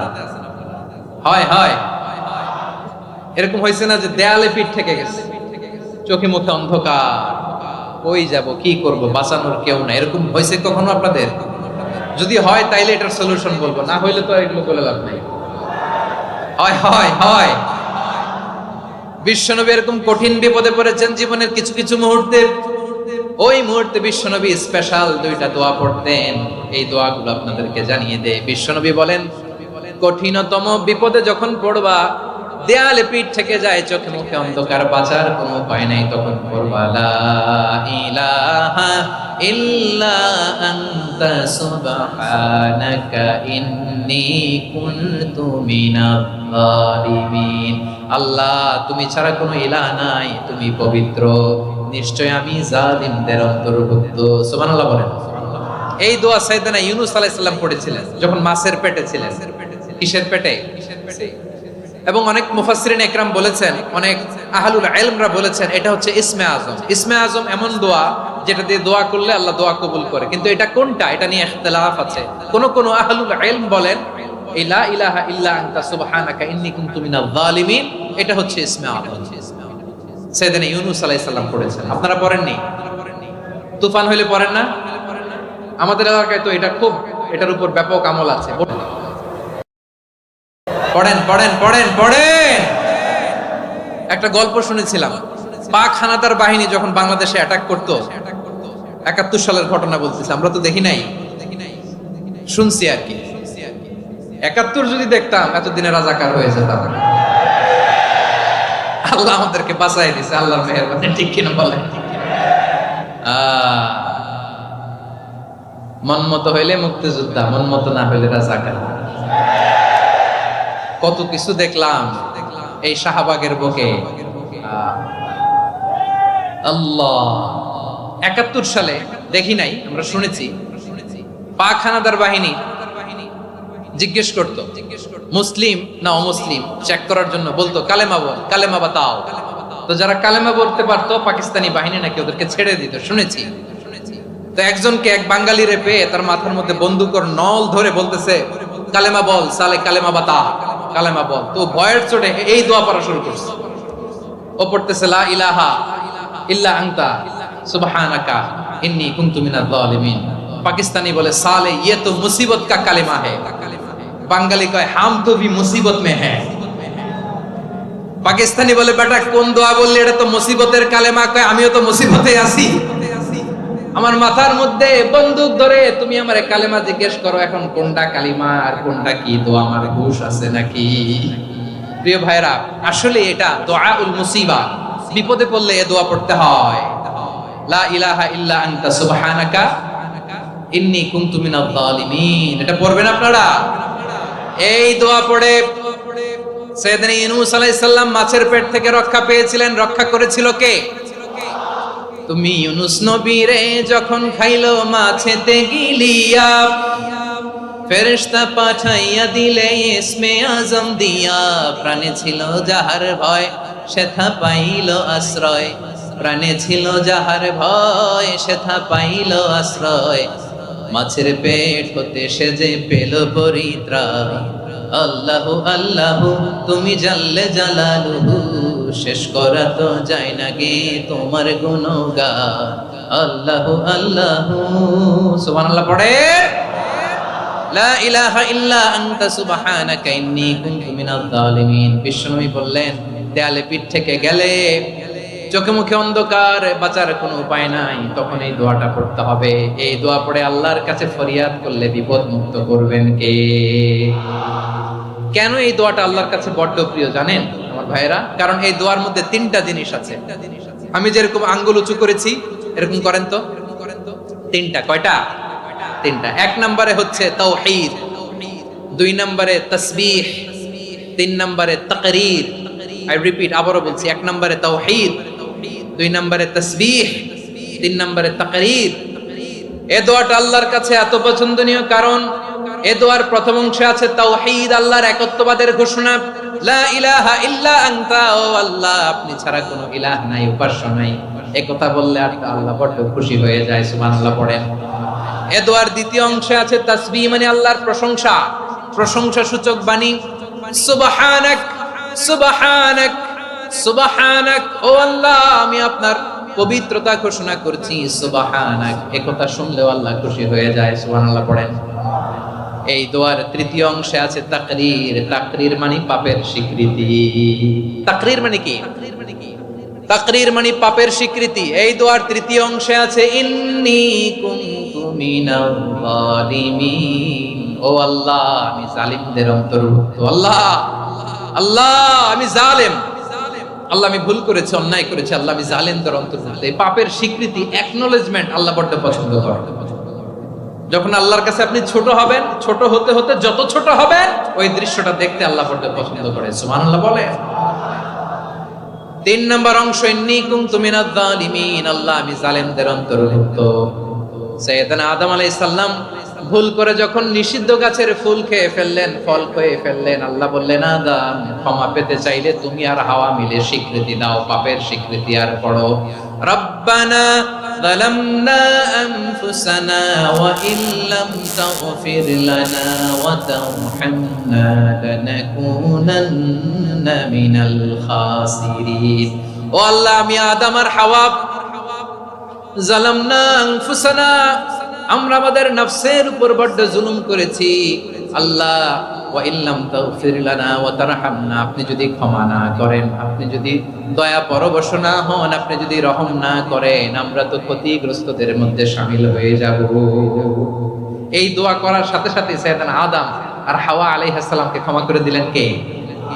তাহলে এই দোয়ার 3 নম্বর অংশ তাকরীর, এটা আল্লাহ বড় পছন্দ করে। আমার কলিজার টুকরা ভাইয়েরা, গুনাহ করে শিকার যেতে হবে, এটা আল্লাহ ভালোবাসেন।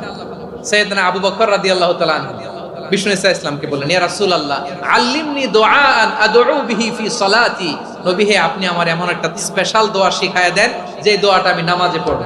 নবী বললেন, তাহলে তুমি পড়ো, আল্লাহুম্মা ইন্নী যালামতু নাফসি যুলমান কাসীরান ওয়া লা ইয়াগফিরুয যুনুবা ইল্লা আনতা ফাগফিরলি মাগফিরাতাম মিন ইনদিকা ওয়ারহামনি ইন্নাকা আনতাল গফুরুর রহিম। সুবহানাল্লাহ। সালাম ফেরানোর আগে পড়েন, কথা কয় না, পড়েন পড়েন।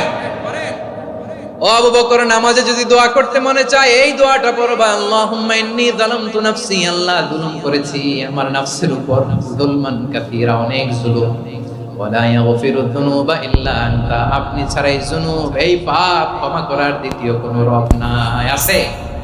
আল্লাহ ছাড়া আমাদের গুনাহ আর কে কে ক্ষমা করতে পারে বলেন তো? কে পারে? কে? এজন্য আল্লাহরে বলবেন, আল্লাহ আমি ছাড়া তোমার গোলামের অভাব নাই, ও আমার রব আমি ছাড়া এই জমিনের বুকে তোমার গোলামের অভাব নাই, কিন্তু তুমি ছাড়া তো আমার দ্বিতীয় কোনো রব নাই। পারবেন বলতে? পারবেন?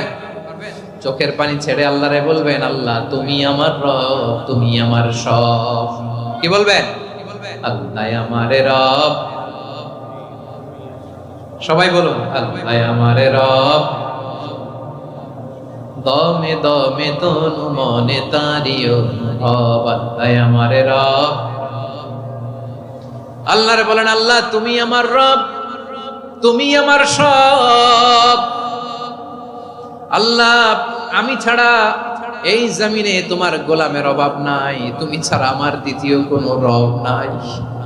এ কথা বলে চোখের পানি ছেড়ে আল্লাহরে স্বীকৃতি দেন, আল্লাহ আমি পাপী, আল্লাহ জামিনে আমার চেয়ে বড় পাপী আর কেউ নাই। ওযু করে সিজদায় লুটিয়ে পড়ে চোখের পানি ছেড়ে আল্লাহরে পাপের স্বীকৃতি দেন, আল্লাহ এমন কোন জুলুম নাই, গুনাহ নাই আমি করি নাই, সগীরা কবিরা, জেনে না জেনে, ইচ্ছায় অনিচ্ছায়, শিরকি বেদাতি সব গুনাহ করেছি। আল্লাহ আকাশের নিচে জমিনের উপরে আমার চেয়ে বড় গুনাহগার আর কেউ নাই।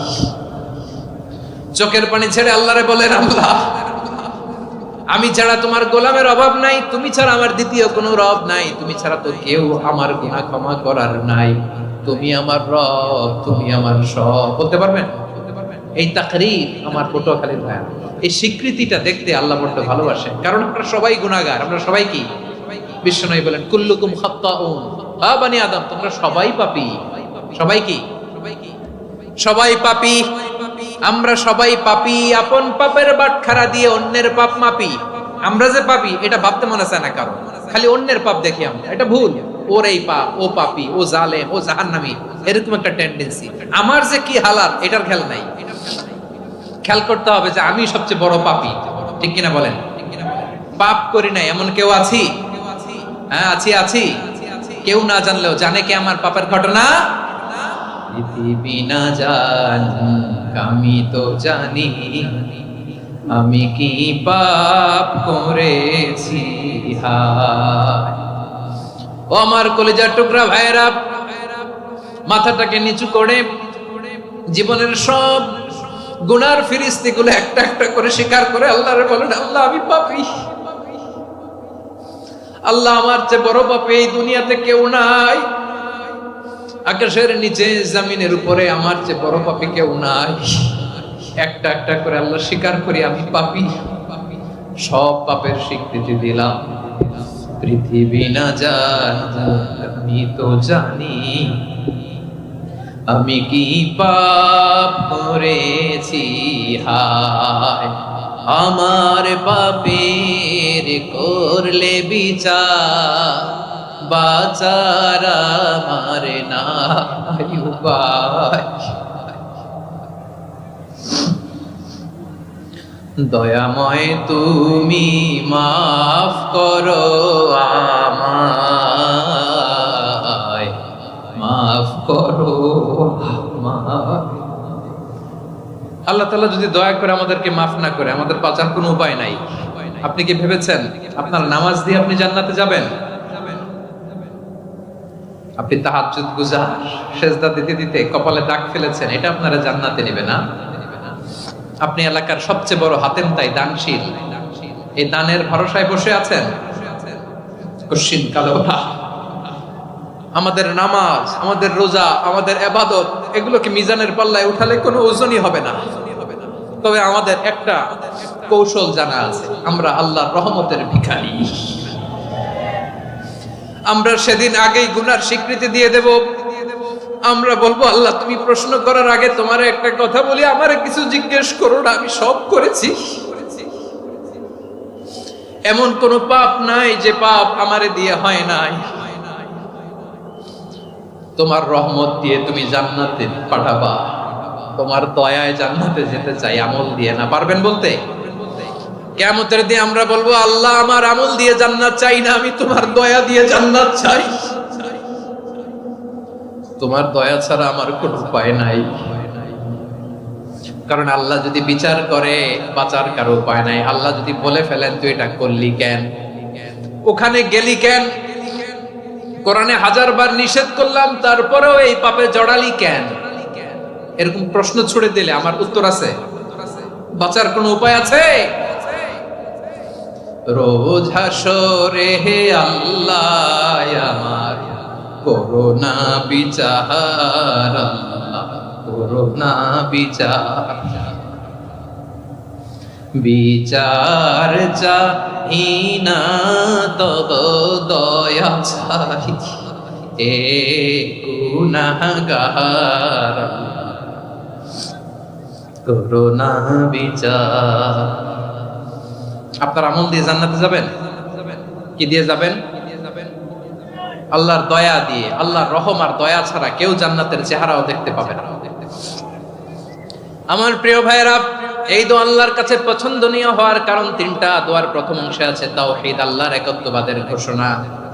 এই দোয়ার দ্বিতীয় অংশ আছে তাসবিহ, আল্লাহর প্রশংসা সূচক বাণী। এই দোয়ার 3 নাম্বার অংশ পাপের স্বীকৃতি। তাহলে আমরা সবাই গুনাহগার। আমরা আল্লাহর কাছে পাপের স্বীকৃতি দিয়ে বলবো, ও আল্লাহ ইন্নী কুনতু মিনাজ জালিমিন, আমরা জুলুম করেছি, পাপ করেছি, অন্যায় করেছি, আল্লাহ বুঝতে পারি নাই। শয়তানের ওয়াসওয়াসায় পড়ে, বন্ধুর পাল্লায় পড়ে, নফসের খায়েশ মিটাতে যে আল্লাহ করে ফেলেছি। তুমি গুনাহ না মাফ না করলে আমাদের গুনাহ মাফ করার দ্বিতীয় কেউ নাই। ঠিক কিনা বলেন? এভাবে অনুতপ্ত হয়ে যদি আল্লাহর কাছে দোয়া করেন, দেয়ালে পিঠ থেকে গেছে, কোন রাস্তা নাই বের হওয়ার, ওই মুহূর্তেও আপনাকে বিপদ থেকে উদ্ধার করবে কে? বিশ্বনবী চরম বিপদে পড়লে 2টা দোয়া পড়তেন। প্রথম হলো এটা, লা ইলাহা ইল্লা আনতা সুবহানাকা ইন্নী কুনতু মিনাল জালিমিন। এই দোয়াটা আমরা বেশি বেশি পড়ব। রাজি আছেন? সবাই আওয়াজ করে পড়ুন ইনশাআল্লাহ। আমার প্রিয় ভাইয়েরা, বিপদে পড়লে বিশ্বনবী আরো একটা দোয়া পড়তেন, লা ইলাহা ইল্লাল্লাহুল আযীমুল হালিম, লা ইলাহা ইল্লাল্লাহু রাব্বুল আরশিল আযীম, লা ইলাহা ইল্লাল্লাহু রাব্বুস সামাওয়াতি ওয়াল আরদি ওয়া রাব্বুল আরশিল কারীম। এই যে বললাম, রেকর্ড হয়ে গেছে। এখন তো আর ইনস্ট্যান্ট মুখস্থ না হলো, পরে মুখস্থ করে নেবেন। আল্লাহ ছাড়া কোনো উপাস্য নাই, তিনি সুমহান, মহা সহিষ্ণু। আল্লাহ ছাড়া কোনো উপাস্য নাই, তিনি সুমহান, আরশের অধিপতি। আল্লাহ ছাড়া কোনো উপাস্য নাই, তিনি আকাশের মালিক, জমিনের মালিক, তিনি সুবিশাল আরশের অধিপতি। সুবহানাল্লাহ পড়েন এই দোয়াটা। কেউ যদি পড়ে যদি এর ওসিলা করে দোয়া করে, তাকে বিপদ থেকে মুক্তি দেয় কে? মনে থাকবে আপনাদের? তাহলে বিপদের প্রথম ধাক্কায় কি যেন পড়তে হয়? ইন্না লিল্লাহ। তারপরে কি বলে আল্লাহর কাছে নিজেকে সঁপে দিতে হয়? দেয়ালে পিঠ থেকে গেলে লা ইলাহা ইল্লা আনতা সুবহানাকা ইন্নী কুনতু মিনাজ জালিমিন। 2 নাম্বার হচ্ছে লা ইলাহা ইল্লাল্লাহুল আযীমুল হালিম, লা ইলাহা ইল্লাল্লাহু রাব্বুল আরশিল আযীম, লা ইলাহা ইল্লাল্লাহু রাব্বুস সামাওয়াতি ওয়াল আরদি ওয়া রাব্বুল আরশিল কারীম। মনে থাকবে? ইনশাআল্লাহ বলেন সবাই, আওয়াজ করে সবাই ইনশাআল্লাহ। অনেক সময় এমন হয়, হঠাৎ বিপদের সম্মুখীন হই আমরা, রেডি হয়ে বের হইছে অফিসে, হঠাৎ অ্যাক্সিডেন্টে পড়ে যাই, হঠাৎ পেটের ব্যথায় অজ্ঞান। এরকম হয় না? আপনাদের হয় না? বিষ্ণু ইসলাম বলে, আকস্মিক দুর্ঘটনার বিপদ থেকে যদি কেউ বাঁচতে চায়, সকাল সন্ধ্যা যেন প্রত্যেকে এই দোয়াটা পড়ে। সকালে যদি 3 বার পড়ে, সন্ধ্যা পর্যন্ত হঠাৎ বিপদ থেকে সে রক্ষা পাবে। To be protected from sudden calamity, sudden disaster, sudden calamity, হঠাৎ বিপদ, হঠাৎ ভয়ঙ্কর কোন আকস্মিক বিপদ থেকে আল্লাহ বাঁচায় দিবে। সকালে পড়লে সন্ধ্যা পর্যন্ত প্রোটেক্টেড, সন্ধ্যাবেলায় যদি 3 বার পরে সকাল পর্যন্ত প্রোটেক্টেড। সুবহানাল্লাহ পড়েন। দোয়াটা কি? দোয়াটা হচ্ছে বিসমিল্লাহিল্লাযী লা ইয়াদুররু মা ইসমিহি শাইউন ফিল আরদি ওয়ালা ফিস সামাই ওয়া হুয়াস সামিউল আলিম। ছোট না, অনেক ছোট, মুখস্থ করবেন। বিসমিল্লাহিল্লাযী লা ইয়াদুররু মা ইসমিহি শাইউন ফিল আরদি ওয়ালা ফিস সামা। ওই আল্লাহর নাম নিচ্ছি যে আল্লাহর নামের বরকতে আকাশ জমিনের কোনো কিছু কারো কোনো ক্ষতি সাধন করতে পারে না। তিনি সর্বশ্রোতা সর্বজ্ঞ। সুবহানাল্লাহ পড়েন। পড়বেন এই দোয়াটা, বিসমিল্লাহিল্লাযী লা ইয়াদুররু মা ইসমিহি শাইউন ফিল আরদি ওয়ালা ফিস সামাই ওয়া হুয়াস সামিউল আলিম। ফজরের পরে 3 বার, মাগরিবের পরে 3 বার যদি কেউ পড়ে প্রোটেক্টেড, যে কোনো হঠাৎ বিপদ থেকে প্রোটেক্টেড। প্রোটেক্ট করেন কে? ওই আল্লাহর নাম নিচ্ছি যে আল্লাহর নামের ওসিলায় আকাশ জমিনের কোনো কিছু কোনো ক্ষতি করতে পারে না। সুবহানাল্লাহ পড়েন। আচ্ছা, এবার আমাদের জীবনে দুশ্চিন্তা আছে না নাই বলেন? Tension, hyper tension, anxiety, depression, চিন্তা, টেনশন নাই এরকম কে কে আছে দেখি? হাত তোলেন। ওই যে হাত তুলছে এক আল্লাহর ওলি, ওই যে টেনশন নাই তোমার, মাশাআল্লাহ। ও না বুঝে তুলছে, জোকের চোটে, জোশের ঠেলায় ধাক্কায় তুলে ফেলছে। সবার জীবনে টেনশন আছে না নাই? এই দুশ্চিন্তা, পেরেশানি, মারাত্মক পেরেশানি থেকে মুক্তি পাওয়ার জন্য বিষ্ণু ইসলাম 2টো দোয়া পড়তেন। কয়টা? অনেকগুলো পড়তেন। স্পেশাল 2টো দোয়া আজকে আপনাদের শিখায় যাব। শুনবেন না? কষ্ট হচ্ছে? সংক্ষিপ্ত মুনাজাত দিয়ে দেই। ওরে আল্লাহ, আমি তো 9:30 ক্রস করে ফেলছি মাসুদ ভাই, খেয়াল করি নাই। আরো কয়েক মিনিট? ঠিক আছে, ঠিক আছে।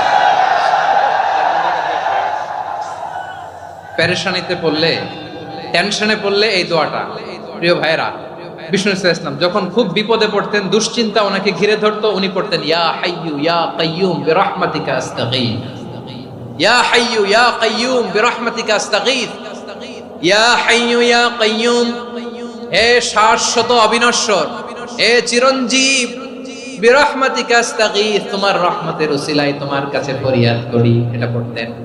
আবার আরেক বর্ণনায় এসেছে ইয়া হাইয়ু ইয়া কাইয়ুম বিরহমাতিকা আস্তাগীথ আসলিহ লি শা'নি কুল্লাহু ওয়ালা তাকিলনি ইলা নাফসি তারফাতা আইন। আসলিহ লি শা'নি কুল্লাহ, আল্লাহ আমার সবকিছু আপনি সেটেল করে দেন। আমাদের সব ঝামেলা সেটেল করে দিতে পারে কে? আমরা তো সেটেলমেন্টের জন্য ওএসপি সাহেবের কাছে যাই, ডিসি সাহেবের কাছে যাই, অমুক ভাইয়ের কাছে যাই, তমুক ভাইয়ের কাছে যাই। এই দোয়া পড়লে আরশের উপর থেকে আপনার ম্যাটার সেটেল করে দিবে কে? তাহলে পড়বেন ইয়া হাইয়ু, এ চিরঞ্জীব। হাইয়ু মানে চিরঞ্জীব, যিনি চিরকাল বেঁচে থাকবেন, মরবেন না। আল্লাহ মরবেন? তার কোনো লয় আছে? ক্ষয় আছে? সূরা রহমানে আল্লাহ বললেন কুল্লু মান আলাইহা ফানি ওয়া ইয়াবকা ওয়াজহু রাব্বিকা যুল জালালি ওয়াল ইকরাম ফাবিআইয়ি আলাই রাব্বিকুমা তুকাযিবান। জমিনে যা আছে সব ভ্যানিশ হয়ে যাবে, নিশ্চিহ্ন হয়ে যাবে, শেষ হয়ে যাবে, সব বিলুপ্ত হয়ে যাবে, একজন ছাড়া। জোরে বলেন তিনি কে? ইয়া হাইয়ু। আমার সাথে আওয়াজ করে পড়েন ইয়া হাইয়ু ইয়া কাইয়ুম ইয়া হাইয়ু ইয়া কাইয়ুম বিরহমাতিকা আস্তাগীথ আসলিহ লি শা'নি কুল্লা ওয়ালা তাকিলনি ইলা নাফসি তারফাতা আইন। এভাবে দোয়া করলে আপনাকে বিপদ মুক্ত করবে কে? এই দোয়াটা কেন পছন্দ আল্লাহর কাছে? কারণ এখানে আল্লাহর 2টা সুন্দর নাম আছে, গুণবাচক নাম, আল হাই, আল কাইয়ুম। এই 2টো নাম আছে এখানে। আবার এই 2টা আয়াতুল কুরসির অংশ। আয়াতুল কুরসির শুরুতে এটা আছে না নাই? হ্যাঁ, আছে না নাই? 3 নাম্বার কারণ এটা ইসমে আজম। কোন দোয়াটা ইসমে আজম? যে দোয়া ওসিলায় দোয়া করলে আল্লাহ দোয়া ফেরায় না। অনেকগুলো মত আছে, সবচেয়ে ভ্যালিড মত হচ্ছে এটা, ইয়া হাইয়ু ইয়া কাইয়ুম। এর ওসিলা দিয়ে দোয়া করলে দোয়া কবুল করে কে? 2 নম্বরে বিশ্বনবী মারাত্মক বিপদে পড়লে আরেকটা দোয়া পড়তেন, আল্লাহুম্মা ইন্নী আবদুক। আগে দোয়াটা পড়ি, শুনেন। আল্লাহুম্মা ইন্নী আবদুক ওয়া ইবনু আবদিক ওয়া ইবনু আমাতিক নাসিয়াতি বিয়াদিক মাদিন ফিয়া হুকমুক আদলুন ফিয়া কাদাউক আসআলুকা বিকুল্লি ইসমিন হুয়া লাক সাম্মাইতা বিহি নাফসাক আও আনসালতাহু ফি কিতাবিক আও আল্লামতাহু আহাদাম মিন খালকিক আও ইস্তা'সারতা বিহি ফি ইলমিল গায়বি ইনদাক আন তাজআলাল কুরআনা রাবিআ কলবি ওয়া নূরা সাদরি ওয়া জালাআ হুজনি ওয়া যাহাবা হাম্মি। সুবহানাল্লাহ পড়েন। বিষ্ণুই বলতেন আল্লাহুম্মা ইন্নী আবদুক, ও আল্লাহ আমি আপনার গোলাম, ওয়াবনু আবদিক গোলামের ঘরের গোলাম, ওয়াবনু আমাতিক বাদির ঘরের গোলাম। মানে আল্লাহ আমি আপনার গোলাম, আমার বাবা আব্দুল্লাহ ছিল আপনার গোলাম, আমার মা আমিনা ছিল আপনার বাদী। মানে আমরা গোলাম বংশের সব গোলাম। নিজের এর চেয়ে আর ছোট করে আল্লাহর কাছে উপস্থাপন করা যায় আমার ভাইরা? কথা কি বুঝতেছেন? নিজেকে এর চাইতে ছোট, নগণ্য আর তুচ্ছ করে আল্লাহর সাথে প্রেজেন্ট করা যায়? বিশ্বনবী বললেন, ও আল্লাহ আমি আপনার গোলাম, গোলামের ঘরের গোলাম, দাসীর ঘরের গোলাম। নাসিয়াতি বিয়াদিক, আমার মাথার চুলের ছুটি আপনার হাতের মুঠোয়। আপনি ডানে টান দিলে আমি ডানে যেতে বাধ্য, আপনি বাঁয়ে টান দিলে বাঁয়ে যেতে বাধ্য। সুবহানাল্লাহ বলেন। পিছনে দু একজন ভাই দাঁড়ালেন কেন? হ্যাঁ, বসুন। জায়গা চেঞ্জ করতেছে, সেই দুপুর থেকে বসে আছে আমি জানি। মাশাআল্লাহ, কেউ দু একজন বেরিয়েছে, গ্যাপ পূরণ করতেছে। মাশাআল্লাহ পড়েন সুবহানাল্লাহ, আলহামদুলিল্লাহ,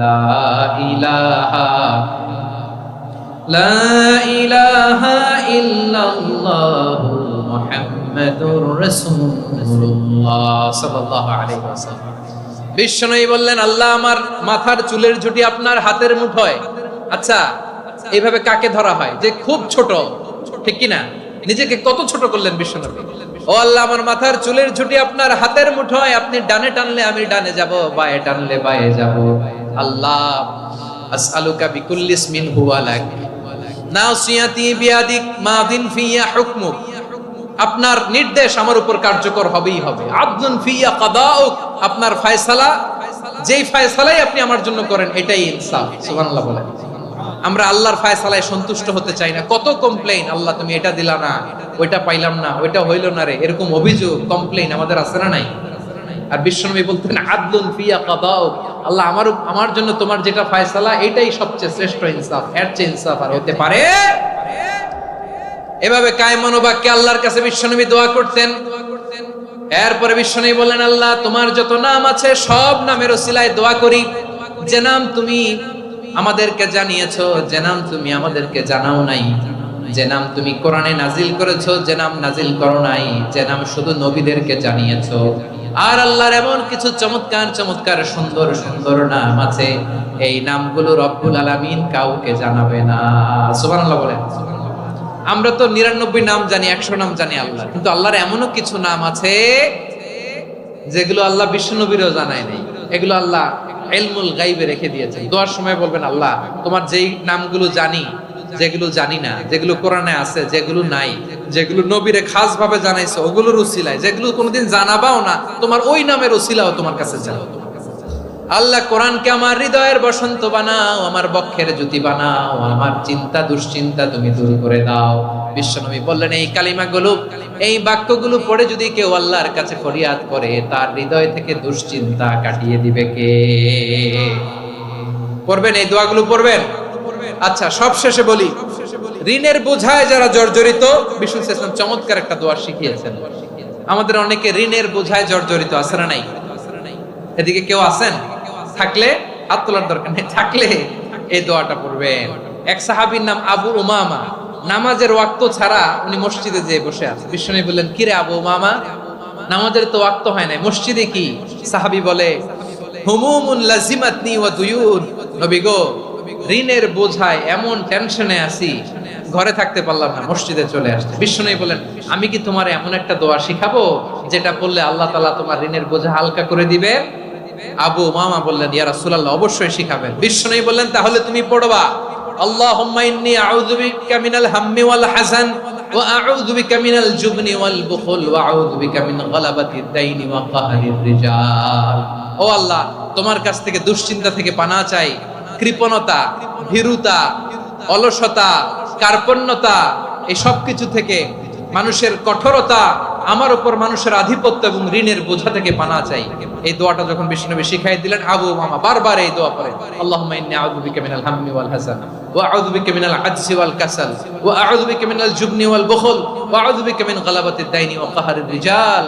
আবু উমামা বলে এই দোয়া আমি পড়তে লাগলাম। কিছুদিন পরে দেখা গেল বিষ্ণুনবীর শেখানো এই দোয়ার বদৌলতে আল্লাহ তাআলা আমার সব ঋণ পরিশোধের ব্যবস্থা করে দিয়েছেন। পড়বেন আমার প্রিয় পটুয়াখালীর ভাইয়েরা, বিশ্বনবীর জামাতা সাইয়্যিদিনা আলী রাদিয়াল্লাহু তাআলা আনহুর কাছে এক লোক এসে বলে, হে আলী, ঋণের বোঝায় আমি জর্জরিত, আমার কিছু অর্থ দিয়ে সাহায্য করো। সাইয়্যিদিনা আলী রাদিয়াল্লাহু তাআলা আনহু বললেন, আমি কি তোমারে এমন একটা দোয়া শিখাবো যেটা বিশ্বনবী আমাদের শিখিয়েছেন? এই দোয়া যদি তুমি পড়ো, লাউ কানা আলাইকা মিসলু জাবালিন কাবীরিন দাইনান আদাল্লাহু আনকা, পাহাড় পরিমাণে যদি ঋণের বোঝা হয়, আল্লাহ এটা পরিশোধের ব্যবস্থা করে দিবেন। ছোট্ট একটা দোয়া বিশ্বনবী শিখালেন, বললেন তুমি পড়বা, আল্লাহুম্মা কফিনি বিহালালিকা আন হারামিকা ওয়া আগনিনি বিফাদলিকা আম্মান সিওয়াক। মুখস্থ আছে? হ্যাঁ আছে। আল্লাহুম্মা কফিনি বিহালালিকা আন হারামিক, আল্লাহ তোমার হালাল দিয়ে আমাকে পরিতুষ্ট করো।